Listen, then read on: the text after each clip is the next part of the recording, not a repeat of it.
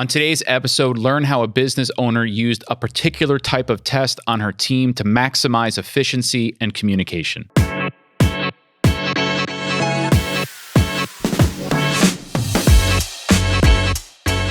Welcome to the Field Famous podcast, brought to you by FieldRoutes, a show that shines a light on the field service industry and the dedicated professionals that grind every day on their journey to success. I am your host, Dr. Christopher Fasano. Before we begin, I just want to remind you the best way to get new episodes of the Field Famous podcast is to subscribe on Apple Podcasts, Spotify, or your favorite pod player. Wherever you find podcasts, you will find the Field Famous podcast. The show is also available in video format. If you prefer to watch the videos, you can do so on YouTube. Best way to find the YouTube home is befieldfamous.com. You can go there to find previous episodes and also the links to the subscription pod players. Last but not least, please leave us a review on Apple Podcasts, a 5-star review if you're really enjoying the show. It'll help the show move up in the rankings and other people will find the show. Our guest for today's show is Sheri Bachman. Sheri is the president of Pest Control Business Coach. By the way, as a marketer, has excellent SEO value in that name. And Sheri, the question I'm going to ask you right now is, are you ready to be field famous? Absolutely. All right, here we go. So appreciate you taking the time and coming on the show to talk to all of us. Again, the show is about journey. We like to learn from the journey of others who have done it and done it well or done it not so well. And either way, we learn either way. So I would like you please just to start by introducing yourself, what you do today, and then we can go back and figure out the road to which you got there. All right. Thanks for having me, Chris. My name is, as you said, Sheri Spencer Bachman, and I used to own Spencer Pest Services, and today I am the Pest Control Business Coach, and I help other pest control business owners remove the chaos out of their business and allow themselves to function as business owners instead of having the business own them.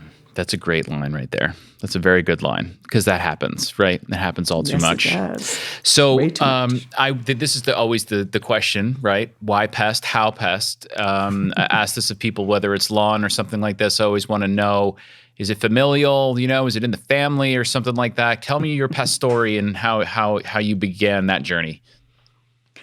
So my story started with my dad. So in 1978, my dad came home and told us he bought a pest control company. And we all looked at him like he was kind of crazy because my dad's background was accounting and commercial real estate. Wow. And we're like, what a pest control company? Why? Wow. Bugs, ick, right? And so he bought it because it was a great business model and he bought it as an investment. And that was in 1978. He bought it to own, Sheri? Like he was just going to buy it as a pure investment, but he wasn't going to run it or investment, okay, all right. Grow it, flip it, type of deal. Yep. He, the company he acquired actually was one of the first mom and pop acquisitions from a bunch of ex-Orkin guys. The company was called the Martin Company, and it was back in the 70s. So it was... recurring revenue. The pest control business model is a great business model. So he looked at it for that and always wanted to own his own business. Knew nothing about pest control when he bought it. And so he had people to help him learn the industry and run the business for him. And he operated as CEO and CFO of the corporation. And so you were how old at that point? You were young. I was 17. You were 17. Okay. So then where did now to you? So that's in your family now, right? So how do you get involved with that business or others? So I was actually in the software business doing customer support and training people how to use software in the construction industry. Okay. And my dad asked if I would come in and take their manual books to computer format and help do the data conversion and, just train the people and guide and direct them as to what they needed to do. I'm a firm believer in systems and processes. And so he asked me to come help. And so I did in 1990 and never left. That was it. That was it. I fell in love with the business. I fell in love with the customer service aspects of the business. And I fell in love with the people we employed and how we could make an impact on their lives by bettering their journey and their, learning and their income and benefits and teach them and improve them. I talk to a lot of people doing this and just being in the space. What I hear a lot about is culture and I hear a lot about the people. And, you know, yes, when you talk to any business owner, they're going to say these things. I hear about training and culture. I think those are the two things that if I had to make like a word cloud and I put it together, I bet you I'd see those. So do you feel that way? Like when you're building a business like this, these are things that really, really matter. Oh yeah. 1,000%. Okay. So culture's everything. That's what I've just heard from somebody. Everything. You've got to pick one thing. Culture is everything. Culture's everything.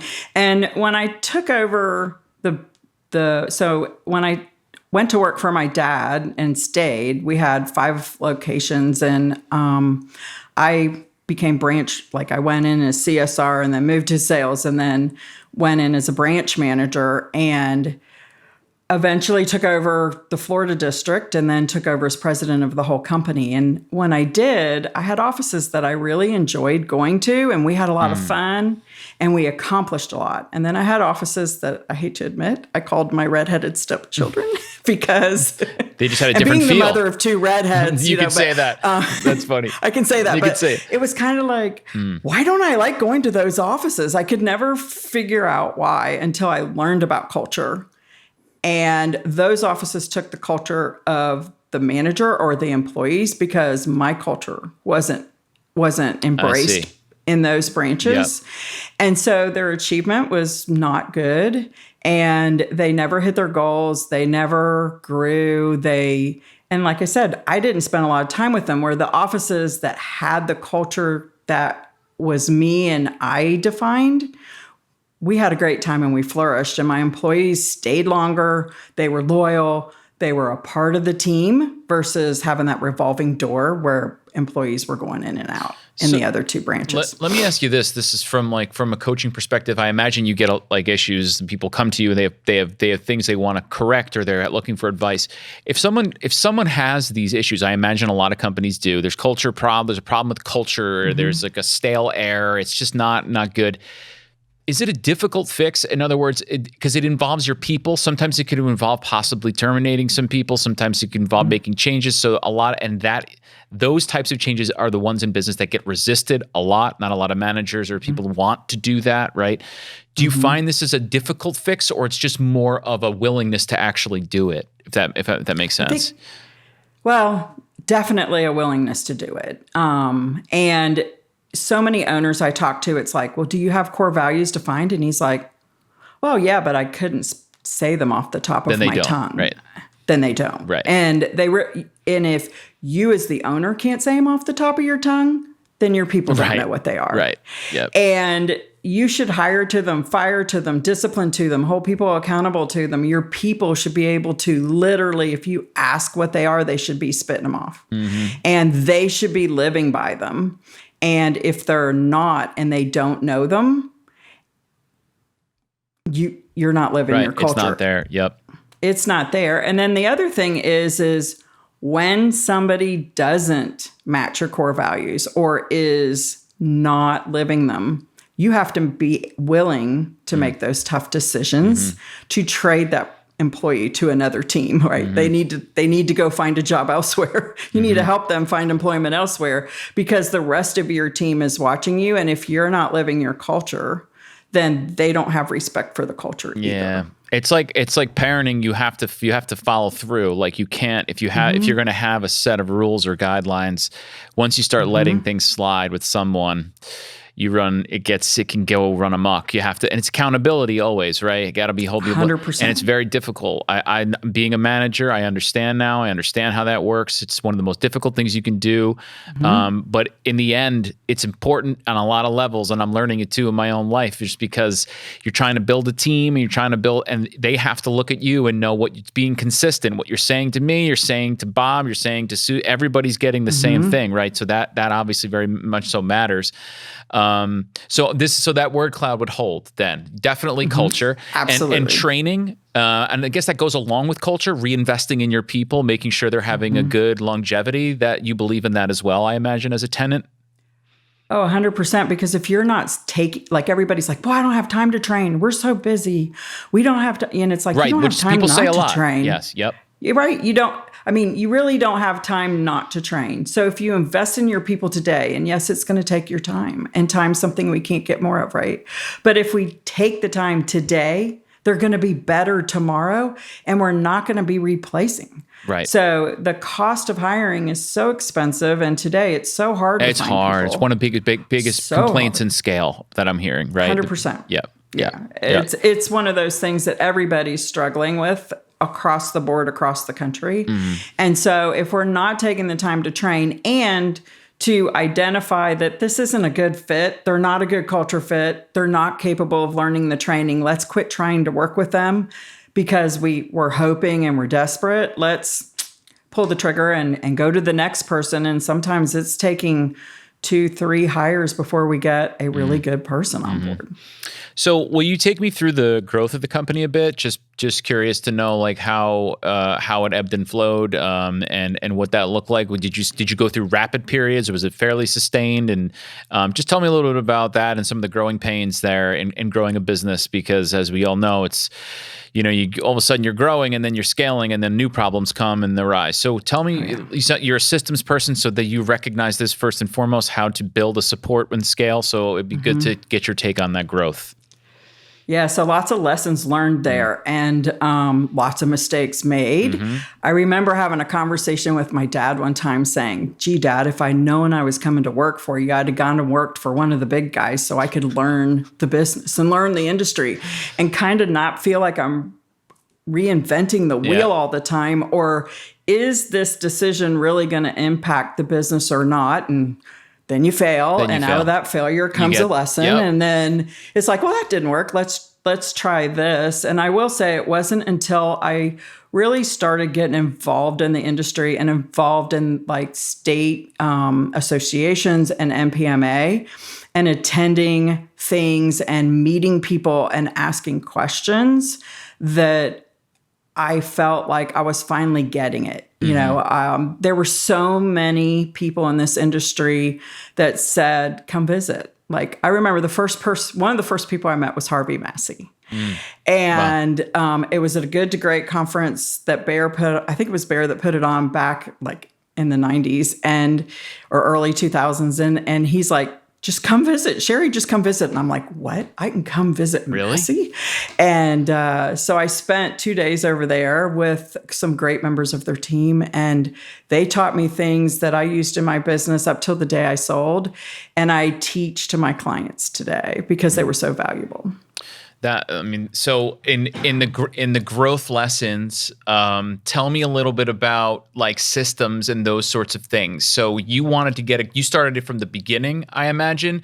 And did you need to alter that as you started to hit a period of growth? In other words, do you think about it like in a formula way? Once you hit certain revenue or once you hit certain customer number, it should trigger certain things, or what should people be looking at, if you will, as to know when they should probably kick in the next level of process and scale?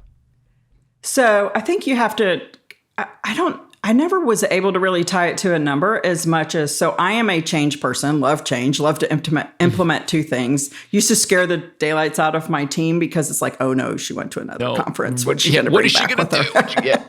And she's going to want all this done. And I'd walk in and go, guess what? We're doing this. And I want it done by next week. And they'd look at me like, are you crazy? And I didn't know how to make it happen. I just knew what I wanted done. Right. And I fortunately had some great people who could make it happen or ask questions, and we'd finally get to the process. So we had some implementation failures initially, but what I learned was what got you to today isn't going to get you to tomorrow. So what got you here isn't going to get you there. Just because what you're doing's working doesn't mean it's going to work if you have twice the number of employees, twice the number of techs, twice the number of CSRs, twice the number of salespeople. And so to constantly be looking at processes, especially in Q4 and Q1 when we're slower, it's like, okay, let's keep track of what didn't work while we were super busy. Like, did we fail to hire soon enough? Were we not watching numbers? Were we, did the process for scheduling not work? What is it that was cumbersome or created headaches that didn't work this past season? And let's just keep a list, because fixing some stuff during chaos, you can. Right. But some stuff to really think it through and get it right takes additional. So it's like, all right, now let's look at this list come October and let's put a plan together as to what projects we're going to, why is this an issue? What is it really a bigger issue? And are there a few things related? And who's the best to create this solution? And let's work on these things so that next year we won't repeat the same problems. Exactly. That's the key. That's what you don't like in failure.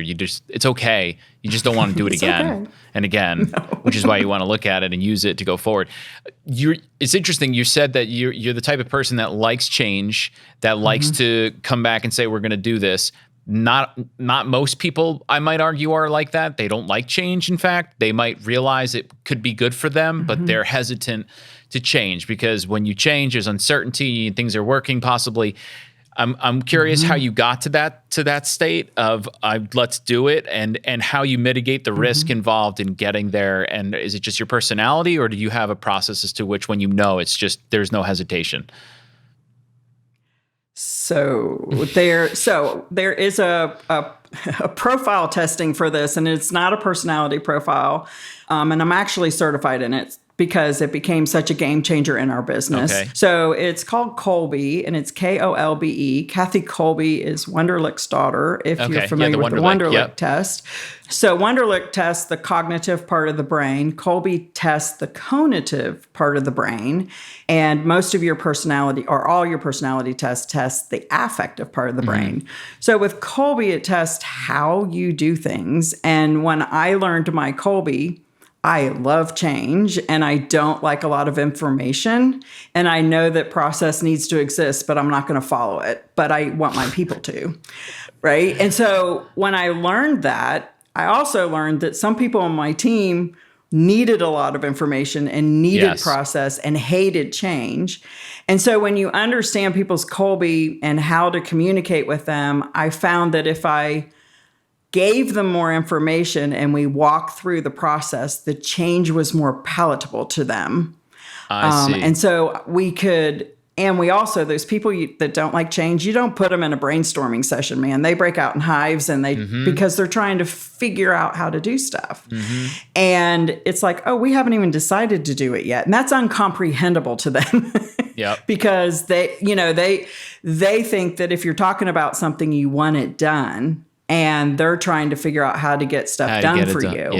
Yeah. So getting the right people on the right seats, getting the right conversations happening with the right people in the room, and then having decisions given to the people who can implement them made a huge difference. And we started getting a lot more done and really elevating and scaling faster. It's very smart. In fact, we do it, Enneagrams, Myers-Briggs, we've done these things. And what I've learned from it, which it's when you do it, it sounds obvious, but you never thought about it until we actually was placed in front of me. And that is how you present or how you are. Like I can say, I know what I want to say, and I have 3 different people in the room. Every single one of them is going to receive it in a different way, even though it's going to mean the same thing, right?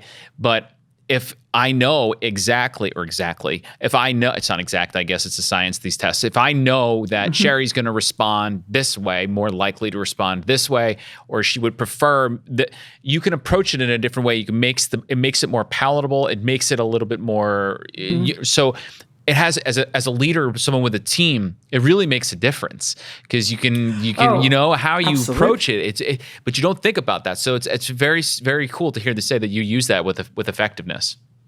Yeah, so Enneagram and Myers-Briggs, DISC, Predictive Index, Clifton Strengths, all those things are affective parts of the brain, which is your why, where Kolbe is the only test for the how. That's cool. So when you put those together, you really can communicate with your people.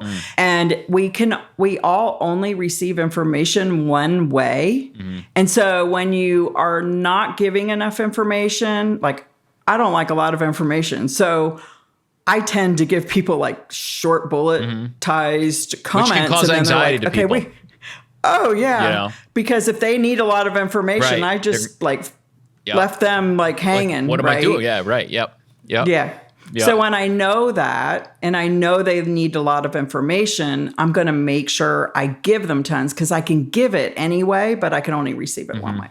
I got it. Okay. Very smart. So I do Colby all my coaching clients for that reason, to make sure that we're communicating the way my clients receive the information, because it was such a game changer in our business. And what I'm finding with coaching clients is it's caused them to figure out that they have great culture fit employees who are underperforming, not because they can't do the job, but because they're sitting on the wrong seat, because it's not natural for them to be doing some of the things that's really part of their job responsibility. That's very, very cool. So they just move them to a different seat, and they start performing well, and it works out great. See that? That's really great. Wow. See, that was just a benign question, and it turned into such a cool thing. There you go. That's how this goes.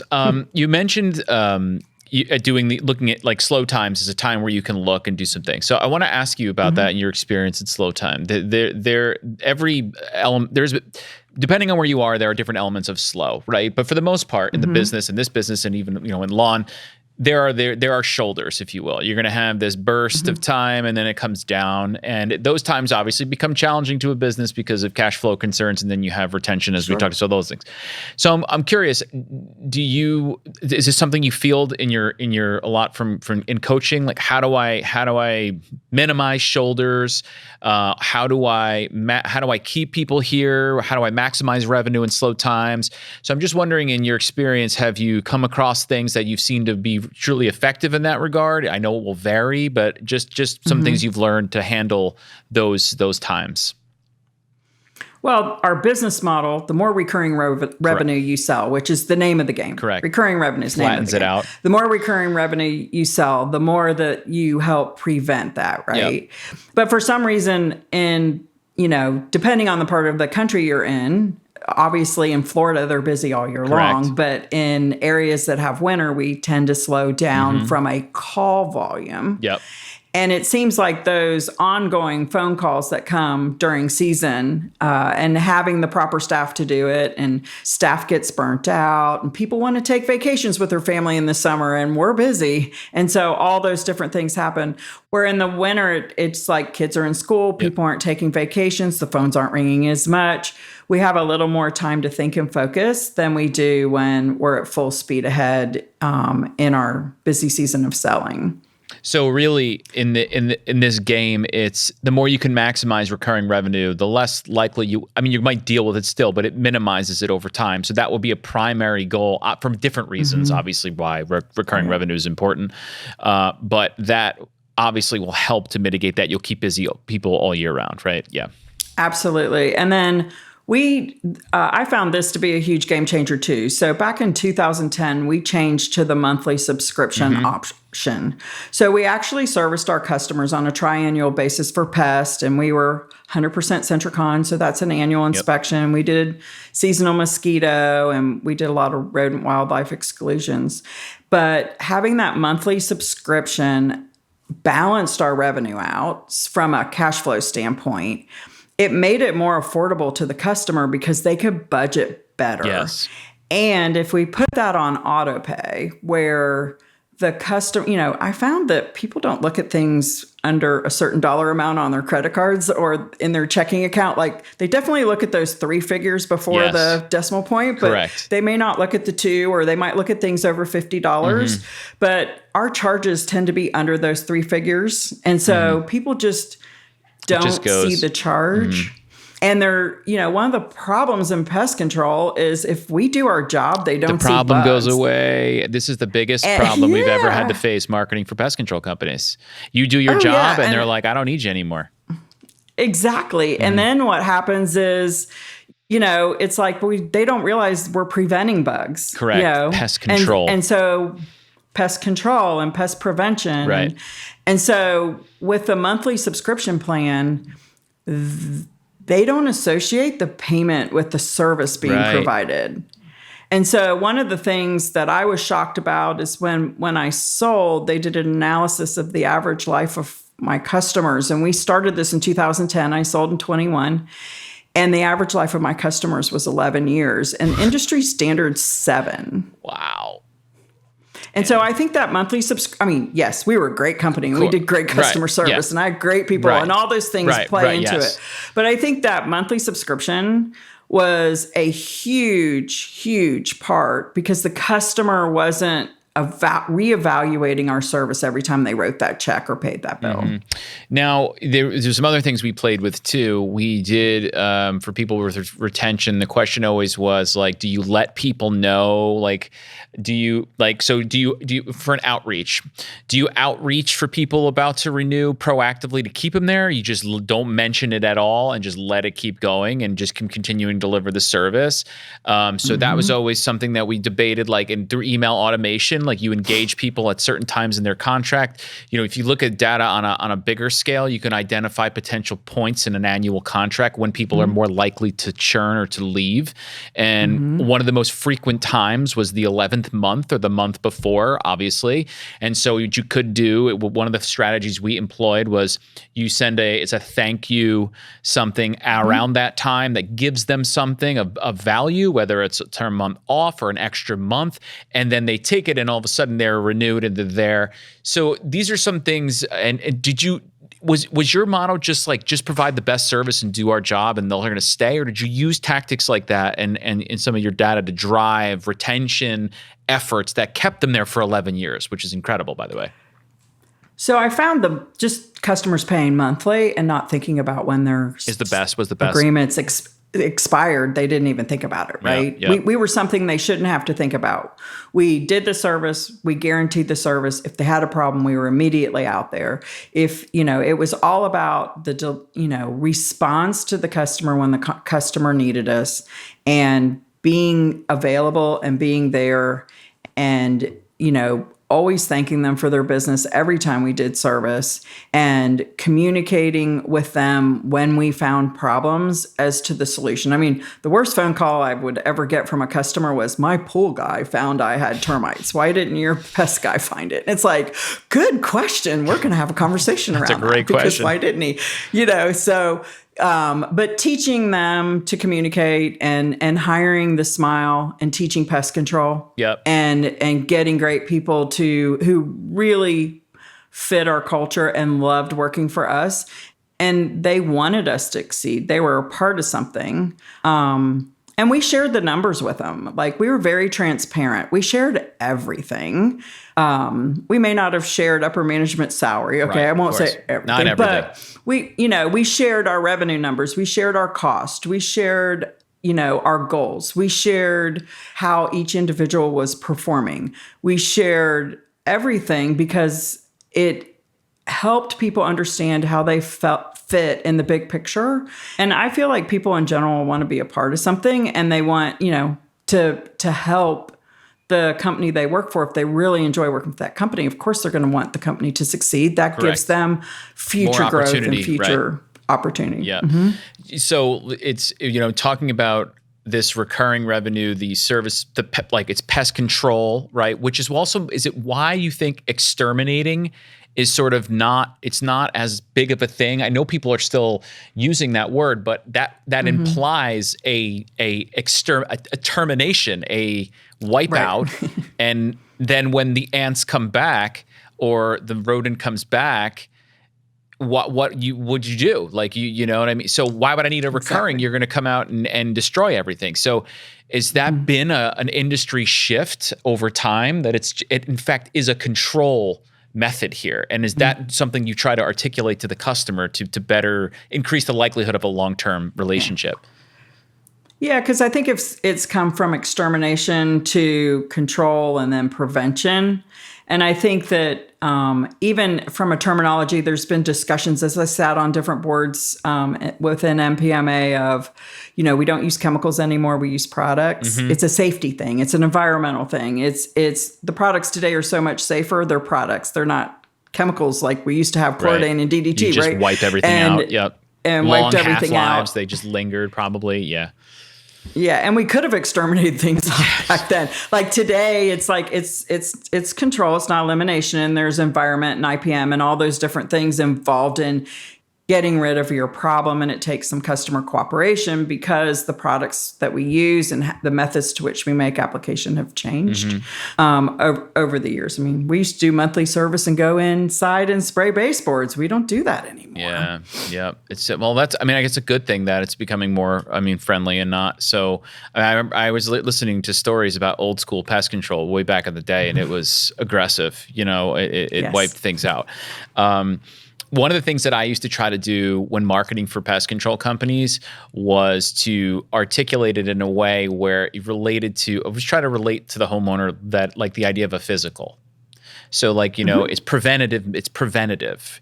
So if you wait until you have a real problem with your own health, it's going to be a lot more difficult to take care of it, and it could be really detrimental to your health, and it could be fatal. It could be a real bad problem. So you want to go preventatively just to make sure, prevent. Same thing with pest control with your home. If you wait until you have a real problem, it's going to cost you a lot more money. It's going to could be very bad for you, for your health. It could be very bad for your home. So you might as well treat it like a preventative measure. So we used to try to do these campaigns. I remember we had a successful campaign where we did that, like get a physical for your house. You get a physical for yourself. Why not get a physical for your house and have that preventative medicine? So, like, we that was, if we could shift the mindset of the homeowner to think about it that way, you could have more success in that regard. So that problem was always key. I always remember, like, we did our job and then they don't want us anymore. Yeah, exactly. Well, and I think when I got involved in the industry, termite was corrective. People only bought termite when they had termites. Where today, termite is more preventative. We actually probably sold 90% of our termite jobs were preventative, especially when the termite baits came out and we could actually put baits in the ground and have preventative treatments that were visual to the customer and less invasive. That termite prevention is more it's sold today as a standard, where in the 90s when I first got involved, that was unheard of. But I'm curious of the sale tactic in that regard. Do you have to have some sort of, is it just the value proposition of what it can prevent? In other words, like, you don't want this to happen, or are you leveraging any data to suggest that in this area it's high in termite, or like it's a possibility your house is old? Like, you're just trying to find a way in and then articulate the value and what would happen if, kind of thing. Yes. Yeah. Yeah. So, customers will call you with a termite or if they have termites, they're going to call you with a problem, and you need to take care of that, obviously. But from a pest control standpoint, people don't wake up and go, "Ooh, I think I'll shop for pest control today." Right. No. A lot of people are calling because they have a problem. Right. Yeah. Unless they're buying a new home and they've always had pest control because they get it. Right. Yes. And so the majority of those people calling in have a problem. It's been going on for a while and they're looking for a solution. But because of bundling services, we're just not going to solve that pest control. Like, we always looked at it as, okay, they're calling because they have ants in their kitchen, but let's ask them a few more questions and see if we can't get them on a bundle that would include termite protection, maybe some mosquito treatment. And so we would ask enough questions to get there. And some people are like, well, why would I need termite protection? And then you can go to the education of what termites are, what they do to your home, how your homeowner's insurance doesn't cover the damage, and the worst time to buy termite protection is when you have termites. Yep.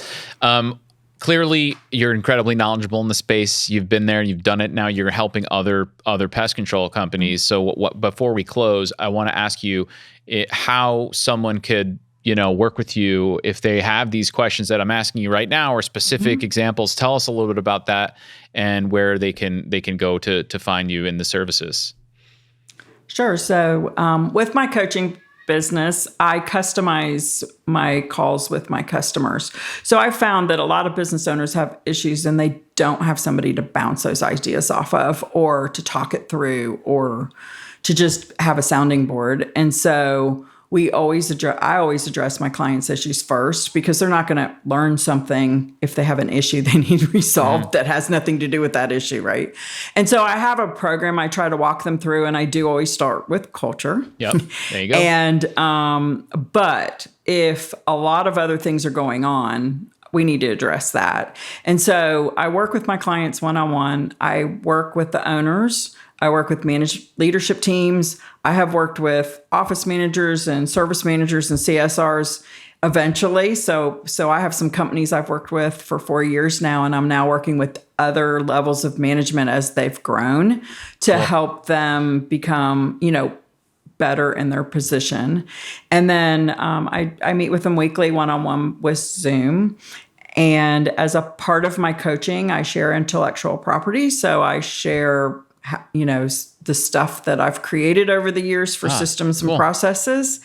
And that way they can customize it. It's like 80% correct, and they can customize it to their own things. And then I also have an app that allows the companies to track individual employee KPIs so that they have dashboard reporting as well as KPI tracking or box scores, whatever you want to call it, on an employee, so that you can see how that employee is performing. So coaching clients get all of that. And anybody who's interested can go to my website, pestcontrolbusinesscoach.com, and schedule a free coaching call with me to see if we're a good fit. Hey, I was just about to ask for the website, but you know how to do this game, so you did it yourself. This is amazing. This is great. Like, I always have fun asking these questions, especially some of your knowledge, because and the more and more I speak to people in field service and pest and lawn, I see some things that get overrepresented. You see them. They start to emerge. Like I said, the word cloud, you start to see things insert. So, it's good to hear how people did it in different ways, or there's not one solution for all problems, right? So it's good to get a wide variety. Before we close the show, I do this. This is a rapid fire round. This is just like a fun part of the show. I have like 10 quick things I'm going to ask you. It's going to be this or that, and you're just going to pick this or that. And the goal here, don't think, you just answer. It's nothing crazy, but it's fun because you can let's go back and listen to all the guests and their answers. All right, here we go. You ready? You ready for the Field Famous Rapid Round? I'm ready. All right, here we go. So we'll start with text or talk. Text. Dark chocolate or milk chocolate? Dark. Cats or dogs? Dogs. Summer or winter? Ooh. Summer. Morning or evening? Morning. Salty or sweet? Salty. Favorite day of the week? Friday. Would you rather be able to speak every language in the world or be able to speak to animals? Ooh. Every language in the world. Most people say that. Scale of 1 to 10, how good of a driver are you? Well, it depends on who you ask. I was going to say, according to you. According to you. No one else. According to you. I should set it to the last guess. According to you, how good of a driver? I'm going to say an 8. An 8, okay. Invisibility or super strength? Super strength. Rats or mice? Ooh, neither. Neither. Get them out. Biggest fear. That's my biggest fear. Really? Rats Is it and mice. really? I've rodents. In previous life in grad school, I worked with rodents, and I prefer to work with the rats. They were more calm. Mice would bite so fast. It was terrible. Sorry, digress. All right, bees or wasps? It was 30% of my business, and I didn't like them, so just saying. Bees or wasps? Bees. If you were really hungry, would you eat a bug? No. And is the Field Famous podcast the best podcast you've ever appeared on? Absolutely. Yeah, well, at least I always say we'll keep it here. I promise. No one will hear it outside of here, except for the other thousands that are listening. Sheri, thank you. I really appreciate it. I know you're busy. Thanks, and it takes time out of your day to do this, but hopefully your journey will inspire others to learn, grow, and instill a hell of a culture in their business, because apparently, and this is what everyone says, it's a big driver of success. So I appreciate you and thank you for the time. Definitely.